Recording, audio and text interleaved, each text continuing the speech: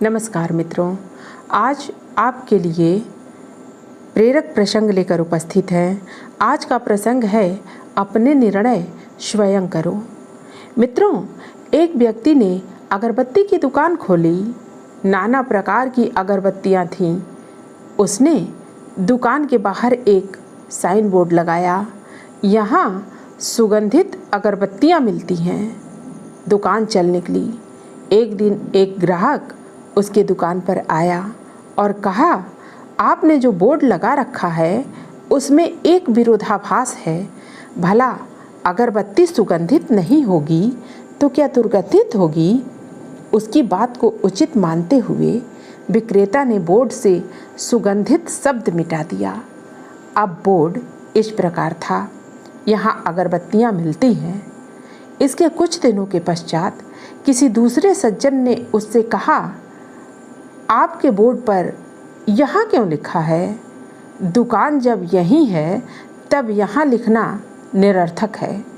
इस बात को भी अंगीकार कर विक्रेता ने बोर्ड पर यहाँ शब्द मिटा दिया। अब बोर्ड था, अगरबत्तियाँ मिलती हैं। पुनः उस व्यक्ति को एक रोचक परामर्श मिला। अगरबत्तियाँ मिलती हैं का क्या प्रयोजन? अगरबत्ती लिखना ही पर्याप्त है। अतः वह बोर्ड केवल एक शब्द के साथ रह गया, अगरबत्ती। विडंबना देखिए, एक शिक्षक ग्राहक बनकर आए और अपना ज्ञान वमन किया।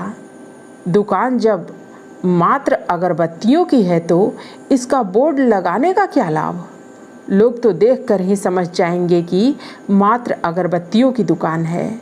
इस प्रकार वह बोर्ड ही वहाँ से हट गया। कालांतर में दुकान की बिक्री मंद पड़ने लगी और विक्रेता चिंतित रहने लगा। एक दिन उसका पुराना मित्र उसके पास आया। अनेक वर्षों के उपरांत वे मिल रहे थे। मित्र से मित्र की चिंता न छिप सकी और उसने इसका कारण पूछा तो व्यवसाय के गिरावट का पता चला। मित्र ने सब कुछ ध्यान से देखा और कहा, तुम बिल्कुल ही मूर्ख हो। इतनी बड़ी दुकान खोल ली और बाहर एक बोर्ड नहीं लगा सकते थे? यहाँ सुगंधित अगरबत्तियाँ मिलती हैं।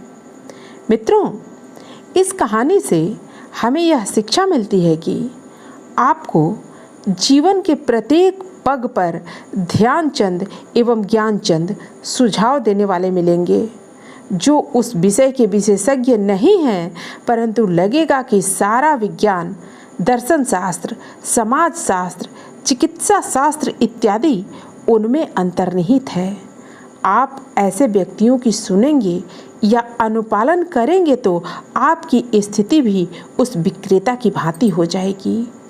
आप किसी भी विषय या निराकरण के लिए उससे संबंधित विशेषज्ञों की सुने या अपने अंतःचेतन की, क्योंकि आपको आपसे अधिक कोई नहीं जानता। मित्रों, फिर मिलते हैं अगली प्रस्तुति में नई कहानी के साथ। धन्यवाद।